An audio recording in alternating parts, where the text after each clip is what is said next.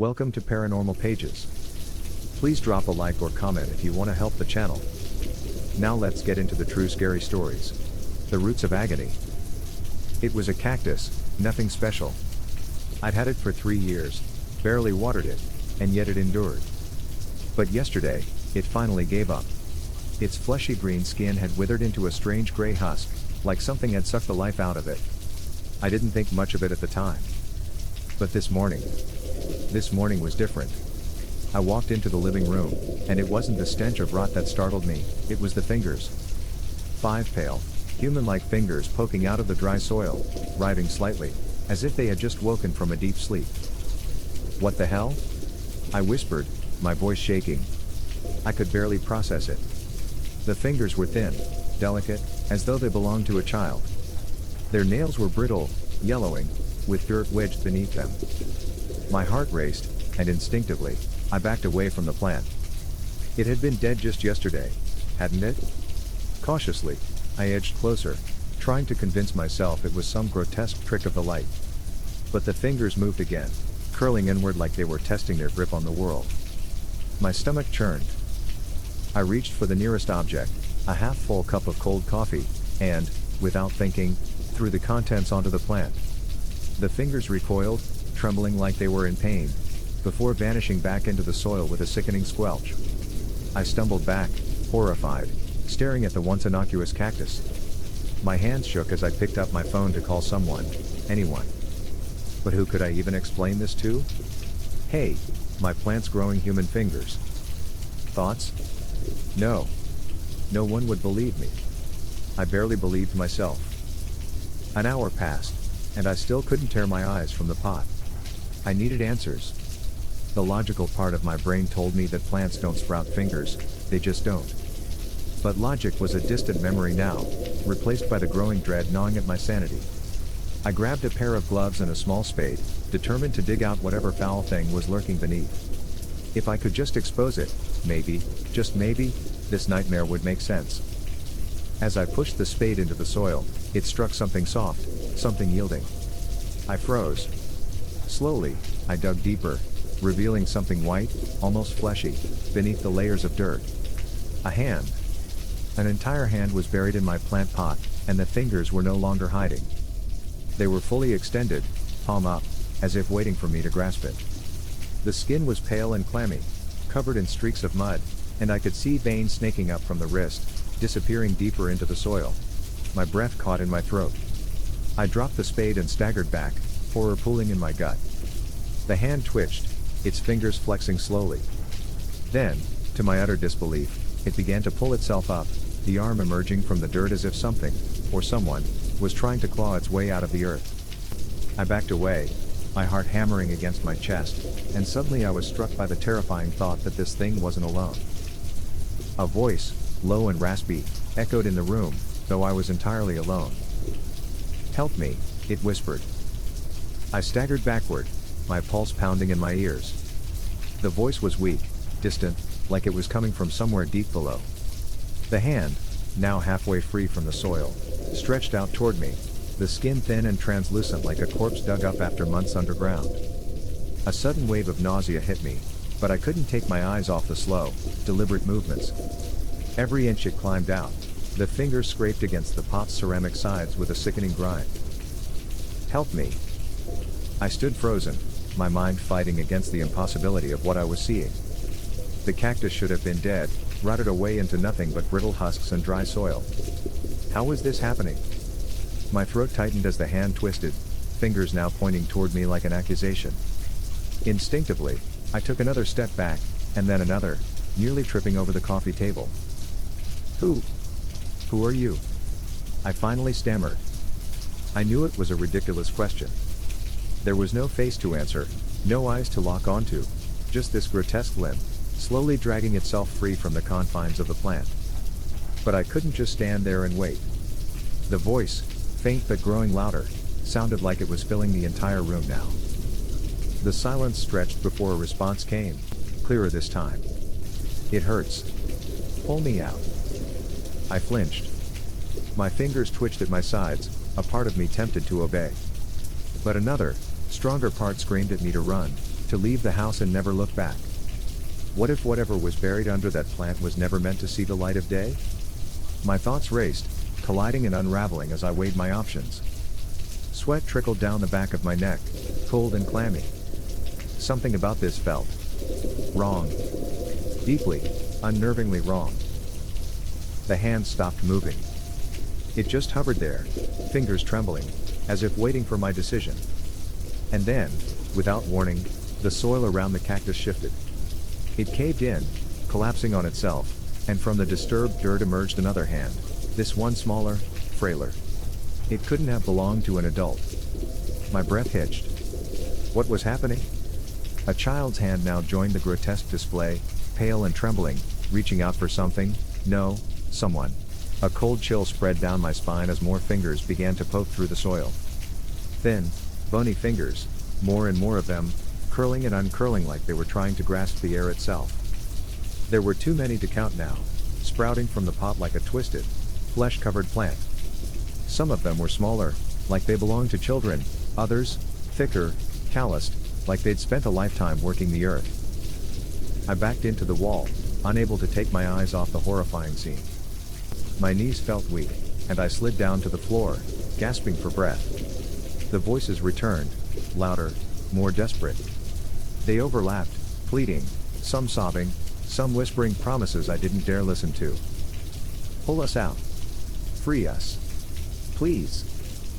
Their words were like nails being hammered into my skull, each syllable dragging me closer to the brink of madness. I pressed my hands against my ears, but it did nothing to block them out. The voices weren't coming from the room, they were in my head, crawling into my thoughts like worms burrowing into dead flesh. I couldn't stand it anymore. The need to flee overwhelmed every rational thought. I scrambled to my feet, dizzy with panic, and bolted toward the door. As my hand touched the doorknob, a sudden, paralyzing cold surged through me. I felt it in my bones, an unnatural chill that locked my limbs in place. I turned back toward the plant, my body shaking uncontrollably. The room grew darker, shadows creeping along the walls as the air thickened with a suffocating presence. Then I saw it, a figure, half submerged in the soil, slowly rising from the pot. It was no longer just hands. Something, or someone, was coming out. The figure rising from the soil was a grotesque amalgamation of limbs and flesh, its form twisting unnaturally as it pulled itself free from the pot. My legs refused to move, locked in place by a terror I couldn't shake. The thing had no distinct shape, arms sprouted where no arms should be, the face half-formed, with hollow sockets where eyes should have been. The body looked like it was pieced together from countless others, sewn together by some unimaginable force. It was as though the plant itself had been feeding on the remains of the dead, nurturing something foul beneath my very feet. It groaned, a sound that rattled through the room, low and guttural. Its movements were slow, jerky, as though it had forgotten how to move. It dragged itself forward, leaving a trail of wet soil and something darker behind. The hands, still crawling out of the pot, reached out toward the creature, grasping at its misshapen body like they were desperate to hold on. I wanted to scream, to flee, but the cold still had me in its grip. My throat tightened as the thing finally stood, towering over the small pot that had once held a simple cactus. Its form was not solid, parts of it seemed to melt and reform as it moved, like wax dripping from a candle. And through its shifting mass, I could make out faint, distorted faces, eyes, mouths, all screaming silently from within its flesh. One of those faces. It looked familiar. Too familiar. I blinked, my mind racing to place the features. It was only when the thing turned slightly that I saw it clearly, my brother's face. Or rather, a warped, broken version of it. He had died 5 years ago in a car accident. There was no mistaking it now. His twisted expression was locked in silent agony, his eyes pleading with me, his mouth forming the same desperate words I'd heard before. Help me. No. No, no, no. I stumbled backward, finally finding my voice. My legs gave out, and I collapsed to the floor. My vision blurred with tears as I tried to make sense of the horror standing in front of me. Was this real? Was this some sick hallucination? I squeezed my eyes shut, hoping that when I opened them, the nightmare would vanish. But it didn't. It was all still there, the thing, the hands, My brother's face contorted in pain. The voices in my head grew louder, more insistent. You let me die. I shook my head violently. No. You're not real. My voice cracked as I spoke, my mind grasping for anything to explain this away. But deep down, a part of me knew. The way the cactus had rotted so suddenly. The strange whispers I had heard when I watered it days ago. I had ignored it all, thinking it was stress, maybe lack of sleep. But this thing had been growing beneath my home for longer than I could imagine. The figure stumbled forward again, a clumsy, unnatural step that brought it closer to me. The fingers that had once been tethered to the soil reached out, brushing against my skin with a touch that was cold, clammy, too human to ignore. And then, for the first time, it spoke with a voice that echoed with the screams of many. You fed me. You watered me. You will join me. I scrambled back, gasping for air, desperate to put any distance between me and the thing that had once been my brother, and so many others. The room seemed to warp around me, the air thick with an oppressive, choking darkness. Every shadow was alive, crawling, reaching for me. No. Get away from me. I screamed, my voice raw. I didn't know where to run, what to do. Every instinct told me to fight, to resist, but there was nowhere to go. The door slammed shut with a force that rattled the walls, trapping me inside with this abomination. I turned toward the windows, but the shadows had already consumed them, swallowing the light. The creature leaned closer, its many faces shifting in and out of focus, whispering in unison. You planted me. Now, I'll plant you. The thing's arms stretched, fingers clawing toward me, ready to drag me into the earth. And as it moved, I felt something stir beneath me.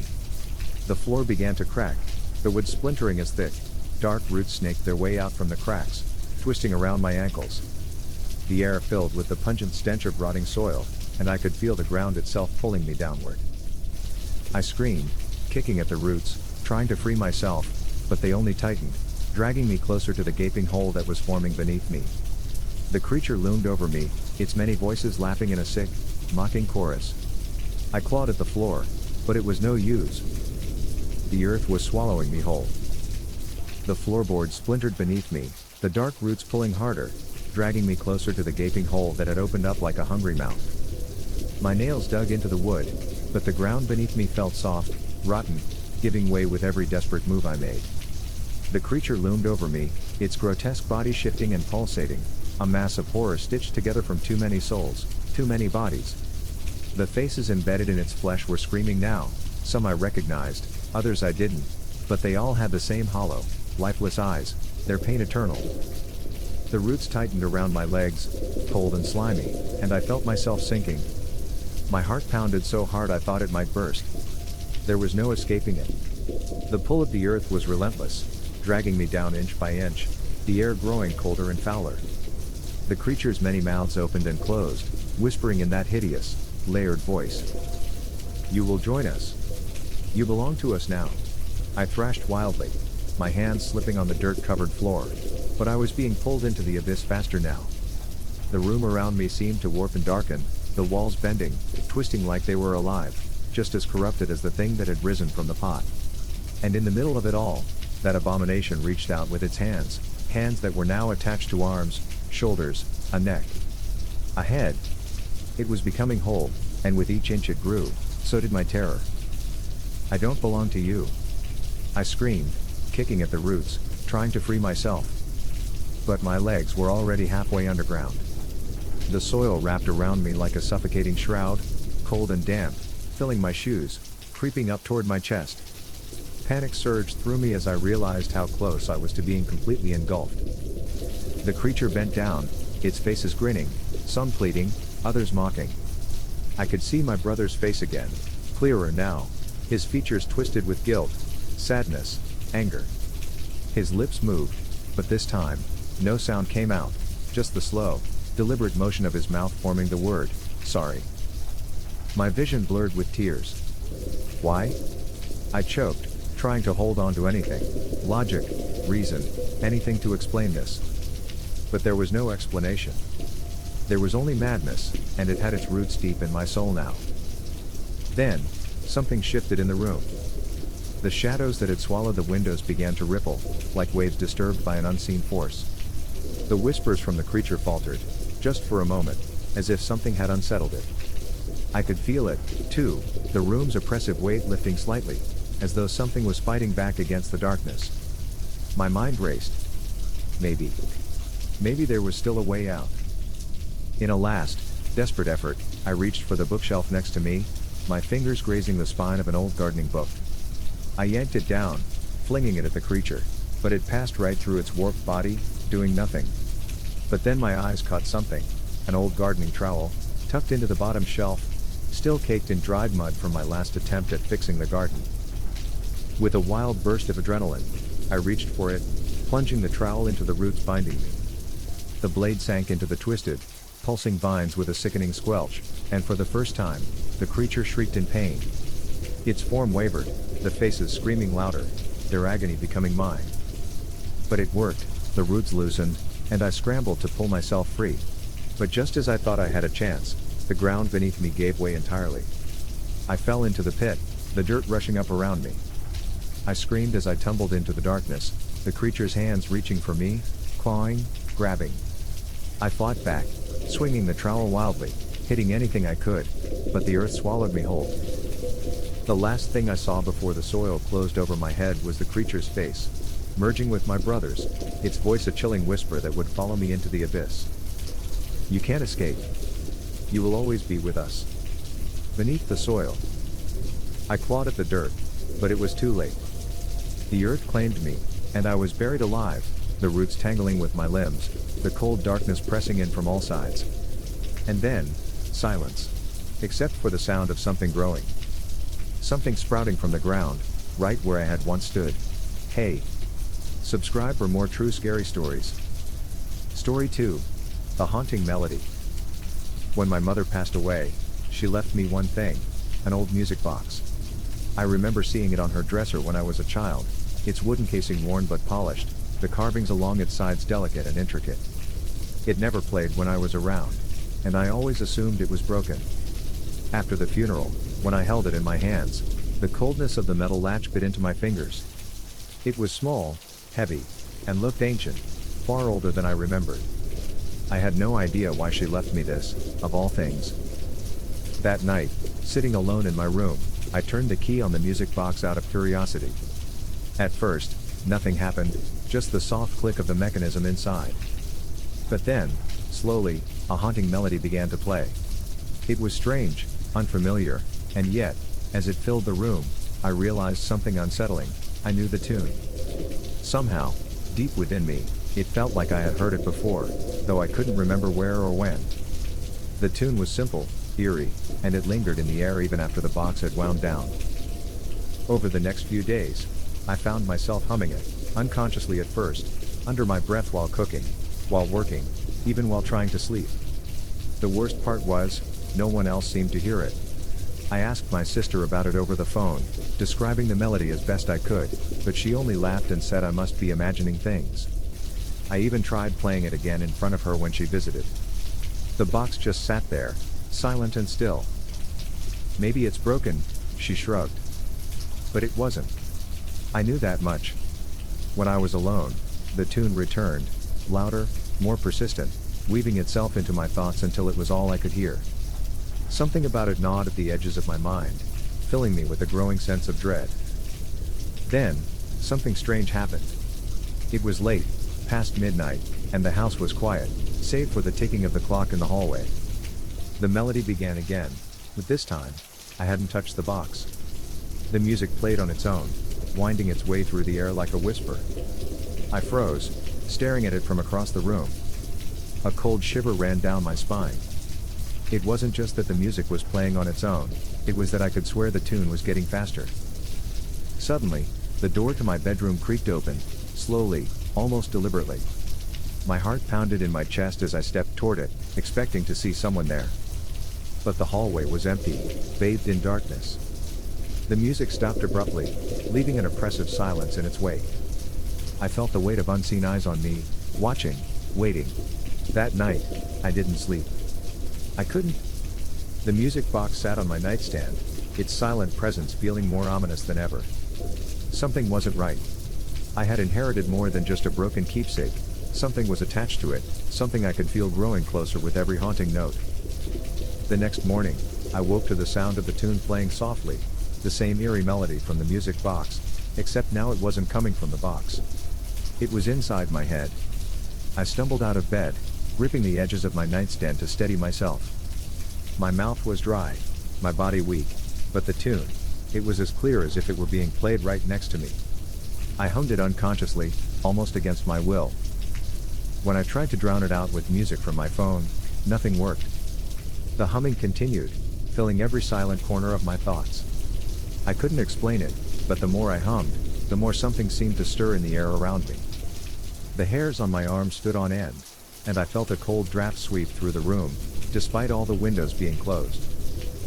Desperate for answers, I took the music box to an antique dealer in town, someone who might be able to tell me more about its origin. The man behind the counter was elderly, with sharp, knowing eyes that seemed to read more than I was saying. As soon as I placed the music box on the counter, his expression changed. He didn't want to touch it, and I noticed his hand tremble slightly as he glanced at the carvings on the sides. This is very old," he muttered, his voice low. "Where did you get it?" "It was my mother's," I replied. "She left it to me when she passed. Do you know anything about it?" He stared at it for a long time before speaking again. "There are stories about these kinds of boxes. They were once used to trap things. Spirits, demons, entities that shouldn't be allowed to roam free." He swallowed, his eyes not leaving the music box. "Some say that if you hear the melody, it means whatever was trapped inside is reaching out." My blood ran cold. "What do you mean, reaching out?" I asked, trying to keep my voice steady, though my hands were trembling. "Sometimes the music calls to the one who opens the box. A connection is formed. And once you hear it..." He trailed off, looking uncomfortable, as if he didn't want to finish his thought. "Once you hear it, you can't escape it. It wants something." I backed away slightly, my chest tightening. "Once what?" He shook his head. "No one knows for sure, but it's never anything good. People who've inherited these boxes often report strange occurrences, shadows that move on their own, whispers in the dark. Some say the box was never meant to be opened at all." His words sent a jolt of fear through me, but I wasn't ready to believe him. I left the shop, the music still echoing in my mind, louder now, more insistent. As I walked down the street, my phone buzzed. It was my sister again, asking how I was doing, though something in her voice sounded off. Her words were clipped, almost rushed. "You okay?" I asked. There was a pause, then she sighed. "I've been hearing that tune. The one from the music box. I didn't want to mention it before, but it's been stuck in my head since I visited you. It's driving me crazy." I froze, gripping the phone tighter. "What? You hear it too?" "Yeah," she said, her voice barely above a whisper. "But here's the thing, I heard it in my house, last night, right after I left. It was faint at first, but now, it's louder. It's not stopping." A cold chill crawled up my spine. If she could hear it, too, then it wasn't just in my head. Whatever this was, it was spreading. I rushed home, my mind racing with thoughts I couldn't quite piece together. The moment I stepped inside, the air felt heavy, oppressive. And then, from the darkest corner of the room, I heard it, a voice. Low, raspy, barely audible over the tune still playing in my mind. "Hum with me." I staggered back, my heart thudding in my chest as I scanned the room. No one was there, but I could feel it, that presence, lingering in the corners, watching. The voice had been real. Low, grating, as though it came from something that hadn't used its vocal cords in centuries. I clenched my fists, forcing myself to breathe, but the melody in my head grew louder, stronger, drowning out everything else. "Hum with me." The voice repeated, and this time, I couldn't help myself. My lips parted, and I began humming along to the tune, my voice barely a whisper. It was as though my body wasn't my own, as though I was being controlled by some unseen force. The melody twisted through my mind, pulling me deeper, until suddenly, it stopped. Silence. The abruptness of it was jarring, like the world had fallen into an unnatural quiet. I didn't dare move. I stood in the center of the room, every nerve on edge. That's when I saw it, a faint shadow at the edge of my vision, flickering just beyond the hallway door. It moved quickly, almost too fast to be real, but I knew I wasn't imagining things. I stepped closer, slowly, trying to catch a better look, but the shadow darted back, disappearing into the darkness beyond the doorway. I followed it without thinking, my heart pounding in my throat. The hallway was dim, and as I walked, I could feel the air grow colder with each step. My breath puffed out in small clouds, and the tune, my God, the tune, started playing again, not from the box but from all around me. It echoed off the walls, vibrating through the house, warping in ways that made it sound wrong. At the end of the hall, the door to my mother's old bedroom stood ajar. It hadn't been opened since her passing. I hesitated at the threshold, a cold sweat prickling at my skin. The melody reached its crescendo, louder, faster, and then, just as suddenly as before, it cut off. The silence felt heavier this time, like the very air had thickened with something unnatural. From the darkness of the room, I saw it again, a shadow, but this time, it didn't dart away.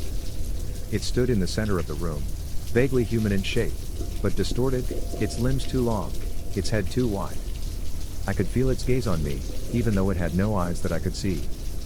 My hand instinctively reached for the music box, gripping it tightly as though it could protect me from whatever this was. The figure twitched, jerking in unnatural movements, and then it spoke. "You opened it.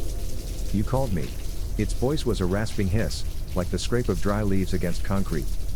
My legs felt like they were rooted to the floor, my breath coming in shallow gasps. I wanted to run, to scream, but the melody was back in my head, urging me forward. The figure moved closer, and I could see the faintest trace of a grin spreading across its warped face. "I've waited so long. What do you want?" I managed to croak out, my voice trembling. It didn't answer. Instead, it raised one of its spindly arms and pointed to the music box in my hand. As I looked down at it, the box felt heavier than before, its carvings seeming to writhe under my fingers. The latch clicked open on its own, and I could feel something stirring within it, something dark, something alive. The figure edged closer, its form flickering in and out of focus, like a glitch in reality. "Play it again," it whispered. "Let me in." I couldn't do it. I knew, deep down, that if I played the tune again, something worse than this shadow would be unleashed. But my hand moved on its own, reaching for the key. I fought against it, gritting my teeth, but the melody in my head grew louder, more insistent, until it drowned out every thought I had. Before I could turn the key, the lights flickered, and the shadow vanished, leaving me alone in the cold darkness of the hallway. My legs finally gave out, and I collapsed to the floor, the music box tumbling from my hands. The silence that followed was deafening, as though the house itself was holding its breath, waiting for me to make a choice. The voice echoed in my mind, softer now, but no less terrifying, "Hum with me. Let me in." For a long time, I just sat there, staring at the music box on the floor. I could still feel it, a pull, subtle yet powerful, like it was alive, waiting for me to wind it again. The shadow might have disappeared, but its presence lingered, and I knew it was only a matter of time before it returned. The music in my head, though quieter now, still hummed in the background, its notes weaving through my thoughts like an infection. I picked up the box, my fingers trembling. I wanted to destroy it, to rid myself of whatever evil was tied to this cursed thing. But as soon as I touched it, a strange calm washed over me, dulling my fear. I felt its weight in my hands, heavier than before, as though something had shifted inside it, growing stronger. A whisper echoed in my mind, "Finish the song." "No," I muttered, shaking my head, but my voice was weak. I wasn't even sure who I was talking to, myself or whatever was inside that box. The whispers grew louder, more insistent, twisting with the melody, urging me to do what I knew would doom me. Suddenly, there was a loud bang from downstairs. I jumped, dropping the music box. It clattered to the floor, and for a moment, the house fell silent again. My pulse raced, my throat tight with panic. I wasn't alone anymore. I could feel it, Something else was moving in the house. Slowly, cautiously, I crept down the stairs, the floorboards creaking beneath my feet. The air in the living room was thick, suffocating. Shadows seemed to pool in the corners, darker than they should have been, almost pulsating with life. And then I saw it, standing by the front door, its back turned to me, was my mother. Or at least, it looked like her. But something was wrong. The figure's head was cocked at an unnatural angle, and her movements were stiff, jerky, like a puppet on strings. I froze, barely daring to breathe. "Mom?" My voice came out in a hoarse whisper. The figure twitched, its head turning slightly, though it didn't fully face me. A low, rasping voice, different from the one in my head, came from her lips. "You should never have opened it." My stomach lurched, dread coiling deep inside me. That wasn't my mother's voice. I backed away slowly, but the figure turned fully now, its face grotesquely twisted, a mockery of the woman I had once known. Its eyes were hollow, black pits, and yet they bore into me with a terrifying intensity.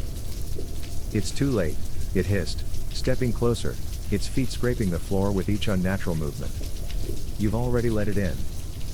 I stumbled back, my heart hammering in my chest. "What do you want from me?" I screamed, my voice cracking. The figure smiled, a chilling, empty grin. "Finish the song." I scrambled back up the stairs, the phantom of my mother following slowly, deliberately. I could hear the faint strains of the melody playing again, and it seemed to fill the house, echoing from the walls. My body moved on autopilot, dragging me back to my bedroom. The music box sat on the floor, innocuous, harmless, and yet, I could feel its power seeping into the air around it. The whispers grew louder, more forceful. "Finish it. Finish the song." I picked up the box, my fingers numb, and began to wind the key. As the first haunting notes filled the room, I could feel the presence of the shadow growing stronger, creeping into the room from every dark corner. The figure at the door, the one that looked like my mother, watched me with cold, lifeless eyes. The box clicked, and the melody started again. Faster this time, each note sharper, more jagged. I hummed along, my voice trembling, and as I did, the shadows seemed to twist and contort, merging into a singular, monstrous shape. It loomed over me, stretching toward the ceiling, its eyes glowing with a sickly light. "Let me in." The voice whispered one final time, its words curling around me like smoke. And then, as the last note of the melody played, everything went dark. In the silence that followed, I realized the worst had happened. The box was no longer the only thing that held the tune. I had become the vessel. The melody would live inside me, forever. To this day, I still hear the tune, and when I hum, I feel its cold grip tightening on my soul. Hey! Subscribe for more true scary stories. Story 3. The Whispering Pages. I found the diary in the attic of my late uncle's estate. It was an ancient thing, the leather cover cracked and worn, as though it had passed through countless hands over centuries. There was something about it that caught my attention immediately, the way it seemed to radiate a quiet hum, like it wanted me to touch it, to open it. The air in the attic was thick with dust and cobwebs, but when I held the diary, it felt oddly warm, almost alive. I was alone in the house, or at least I thought I was. The rest of my family had long since scattered, leaving me to sift through the remnants of Uncle Roger's life. He had died under strange circumstances, vanishing from his study with no trace left behind. The police had found nothing but his old books and a small, overturned glass of whiskey on his desk. His disappearance, like so many others in our town over the years, remained a mystery. When I opened the diary, the pages were blank, save for one. "Write your name," it said, in elegant, flowing script that did not seem faded by time. I hesitated, but only for a moment. The temptation was too strong, and with a trembling hand, I wrote my name on the page. The moment the ink dried, the room shifted. The dim light of the attic flickered, and I felt a presence, something watching from the shadows. My heart pounded as I closed the diary, but it was too late. The house had gone eerily quiet. The usual creaks and groans were gone, replaced by an unsettling silence. I thought I heard something then, a faint whisper, like breath against my ear. That night, I couldn't sleep. My mind kept wandering back to the diary, to the way it seemed to change the air around me. Just before dawn, I gave in. I crept back to the attic, the old wooden stairs creaking underfoot. The diary was still there, exactly where I had left it, but this time, it wasn't blank. A new message had appeared on the page where I had written my name, "Ask me what you wish to know." I stared at it, unsure if my tired mind was playing tricks on me. But I couldn't help myself. I asked, "Where did Uncle Roger go?" The ink shifted before my eyes, forming new words almost immediately. "He found what he was seeking. He is beyond now. If you want to know more, follow the signs." I dropped the book, my hands shaking. The attic grew cold, and in the silence, I could have sworn I heard footsteps echoing through the empty halls below me. I backed out of the room, my breath shallow, knowing I should leave it all behind. But I couldn't. The pull of the diary was too strong, and a deep, unsettling curiosity took root in my chest. Something strange had started, and I was in too deep to turn back. I should have left the diary in the attic. Instead, I kept it with me, hiding it under my bed as if that would somehow diminish its pull. But it didn't. If anything, the longer I kept it near, the stronger the connection between us grew. I found myself staring at it late at night, wondering what other secrets it might reveal if I dared to ask. I wasn't sleeping much. My dreams, when they came, were filled with shifting shadows, flickering lights, and a voice, a whisper, repeating my name. A week passed before I mentioned the diary to anyone. Rachel, my best friend, had come over one evening, curious about the state of the house and the work I had to do clearing it out. We had grown up together, and Rachel had always been more daring than I was. So, naturally, I showed her the diary. "It's weird," I said, handing it to her. "I wrote my name in it, and it's like it talks back." Rachel smirked, flipping through the empty pages. "You've been cooped up in this creepy house for too long."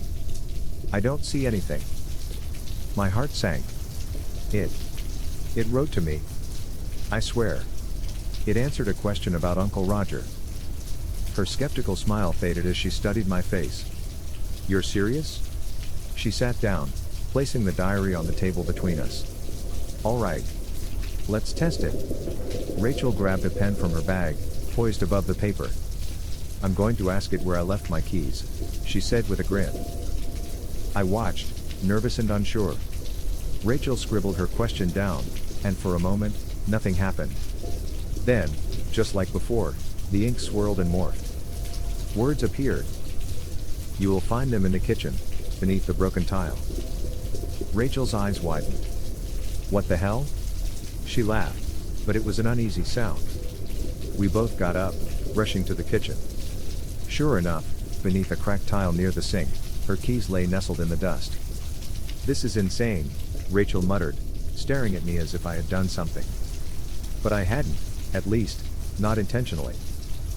Later that night, as Rachel prepared to leave, I couldn't shake the feeling that something was wrong. She paused at the door, hesitating. "I don't know what's going on, but that thing. It's dangerous. You should get rid of it." She left with a warning, but I didn't listen. I couldn't.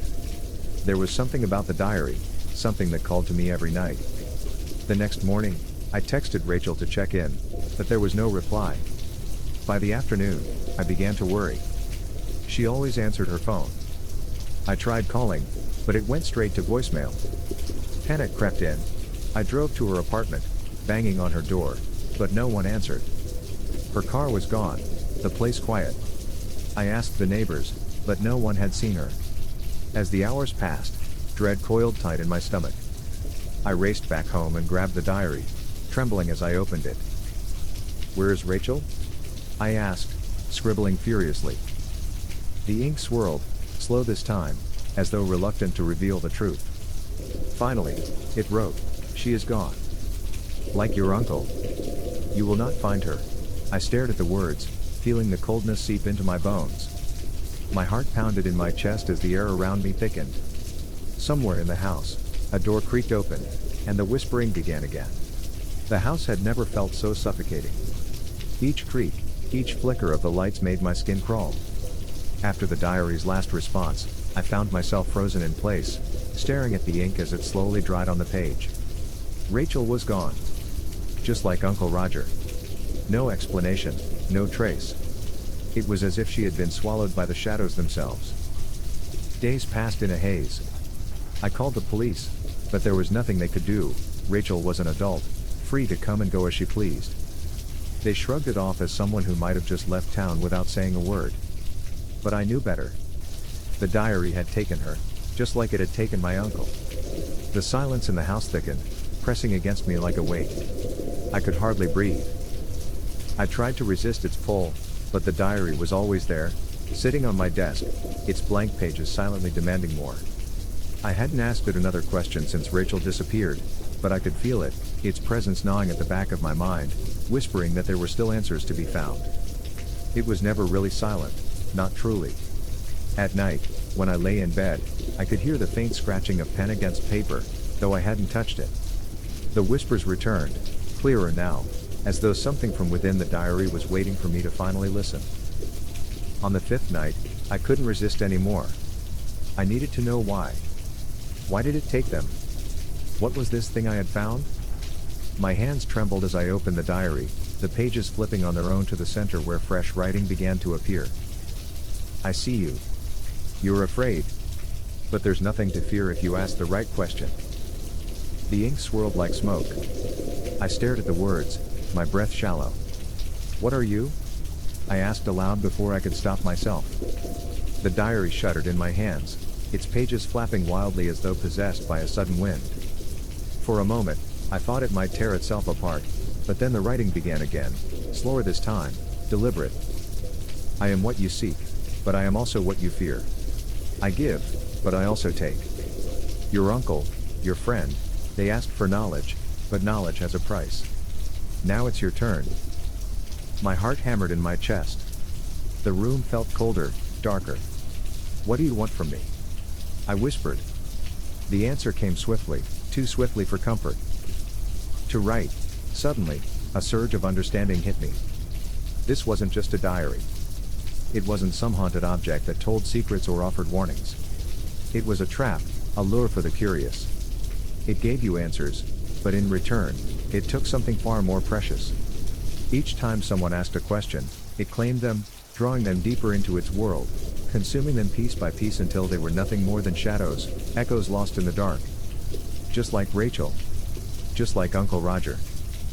I threw the diary across the room, my heart racing.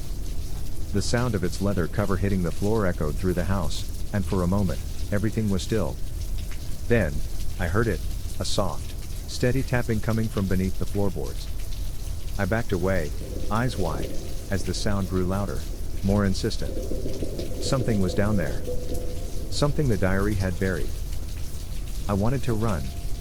Every instinct screamed at me to get out of the house, to burn the diary and never look back. But a twisted part of me, the part that had been ensnared by the diary from the beginning, wanted to know more. I stepped forward, against my better judgment, drawn toward the source of the sound. The tapping grew louder, as though whatever was beneath the floor was trying to claw its way up. That's when I heard it, Rachel's voice. Faint, desperate, but unmistakable. Help me, she whispered, her voice trembling from somewhere deep below the floor. Rachel's voice echoed through the house, faint yet unmistakable. My breath hitched, a surge of hope and horror colliding within me. She was alive, or at least something that sounded like her was. But how? My mind raced, torn between the urge to help her and the paralyzing fear of what else might be down there, beneath the floor. The tapping continued, rhythmic and deliberate, as if something, or someone, was beckoning me closer. I hesitated, glancing at the diary, now lying innocently across the room, its pages splayed open like an offering. My skin crawled just looking at it, but I knew, somehow, I had to get beneath the house. I rushed to the cellar door, a place I'd never dared to explore in the few weeks I'd been here. The wood was old, rotting in some parts, and the heavy iron latch groaned as I pulled it open. Cold air rushed out, smelling of earth and decay. A narrow set of stairs led down into the darkness, where Rachel's voice seemed to pulse from, growing weaker, fainter. Please. Hurry. Her voice trembled. I descended slowly, the stairs creaking beneath my weight, each step echoing like a heartbeat. The air grew colder, thick with moisture, as if the very walls were sweating. I could hear the soft scraping now, louder and closer than before. My fingers fumbled for a light switch, but the cellar was old, forgotten. I pulled out my phone, its weak beam barely cutting through the gloom. At the bottom, I found myself in a narrow, dirt-floored room. The cellar stretched far beneath the house, farther than it should have. The walls seemed to pulse with shadows, alive with something I couldn't quite see. I forced myself to move forward, drawn by the faint sound of Rachel's voice and the persistent tapping that rattled through the ground beneath my feet. In the far corner of the cellar, the dirt looked disturbed. My heart pounded as I dropped to my knees, my hands trembling as I began to claw at the earth. It gave way easily, as if something had already begun the process of digging its way out. Just beneath the surface, my fingers brushed against something cold, smooth, wood. A small wooden box, old and stained with dirt, was buried just beneath the surface. I pried it free and set it down in front of me, my breath coming in shallow gasps. The tapping stopped, and for a moment, there was nothing but the sound of my heartbeat in my ears. Then, faintly, I heard it again, Rachel's voice. But it wasn't coming from the box. It was coming from beneath it. Terror surged through me as I realized what the diary had done. This wasn't just a trap, it was a conduit. Everything it consumed, Rachel, Uncle Roger, and who knows how many others, was buried beneath the house, their souls trapped, slowly drained by whatever entity controlled the diary. I had led Rachel here. I had doomed her. My hands shook as I opened the box. Inside was a single object, a pen, sleek and polished, with intricate carvings etched along its surface.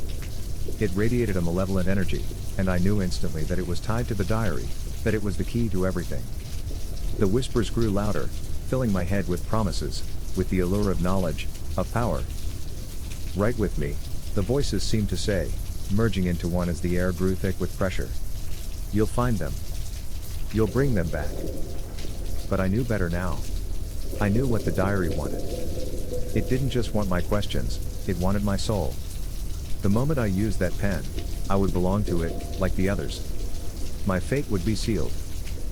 I scrambled to my feet, the box and pen in hand. Behind me, the tapping resumed, louder now, more insistent. Rachel's voice, along with others, Uncle Roger, strangers, echoed through the walls, pleading, begging. Please. Don't leave us. I ran, the cellar's cold air clawing at my skin as I raced up the stairs. I slammed the door behind me, the whispers still clawing at the edges of my mind, and I threw the box and pen onto the floor. I stared at the diary across the room, knowing what I had to do. The voices grew louder, demanding that I open the diary again, that I finish what had been started. But I wouldn't. I grabbed the diary, stormed outside, and threw it into the fire pit behind the house. Flames licked at the leather, the ink bubbling and bleeding as the pages curled into ash. The whispers turned into screams, a chorus of rage and desperation, but I didn't stop. I poured gasoline over it and lit a match. As the fire roared to life, the screams faded, replaced by a heavy silence. The air felt lighter, as if the weight that had pressed on my chest for days had lifted. But something gnawed at me, deep inside, a feeling that the diary wasn't really gone, that its power lingered in the shadows of the house. Just as the last embers died out, I heard it. A soft, familiar voice behind me. Why didn't you save me? The end. Subscribe for more true scary stories. Thanks for watching.